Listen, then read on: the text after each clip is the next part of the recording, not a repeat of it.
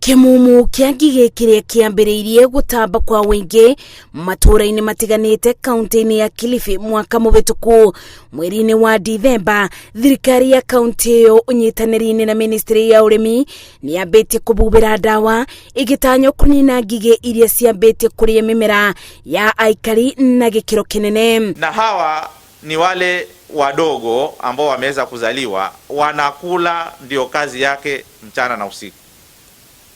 Ni weusi na baada siku kama 8-10 wana form bands, yani wanatembea sasa kwa kundi kama jeshi. Ngigĩ ici iria ciambĩtie kũmbũka na imumu kũratwĩka ũyũ nĩ mũthemba ũngĩ wa ngigĩ cia werũ-inĩ ũrĩa ũrĩ na ũhoti wa kũnina mĩmera mĩgũnda-inĩ ya aikari kũringana na wĩingĩ wacio. Sababu ambayo imetufanya tushirikiane pamoja katika hii shughuli ni kuwa nzige ni mnyama ambaye anaathiri mimea, anaathiri nyasi za mifugo, na hivi vitu vikiathirika, sisi kama national drought, hali ya chakula itaharibika na hapo tutakuja kwenye mchezo. Ibida-inĩ o rĩmwe ingĩ nĩ ũrĩtio kwĩthema kũrĩa ngigĩ ici amu ciaya gũkorwo na thumu wa ndawa iria ibubeirwo ũndũ ũrĩa ũngĩiga mĩtũrĩre yao ũgwati-inĩ. Kwa hivyo tusiwakule, na pengine hata huenda kule walikotoka kuna wengine walipata dawa wakakimbia,